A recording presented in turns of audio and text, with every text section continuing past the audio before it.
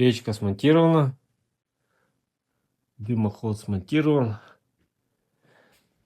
Сейчас будем производить запуск печки. У вас дым даже с открытой дверцей сюда не идет. Рожек. Печь запущена.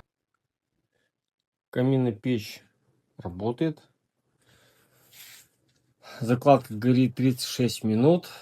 Вот такой имеется режим горения. В доме мы сейчас имеем температуры. Стартовые параметры дома были 19 градусов. Сейчас мы имеем здесь 38,6. В дальнем угле мы имеем 27, 29. При этом у нас сейчас открыто окошко здесь. Открыто окошко здесь. Посмотрим, как элементы печи нагреваются.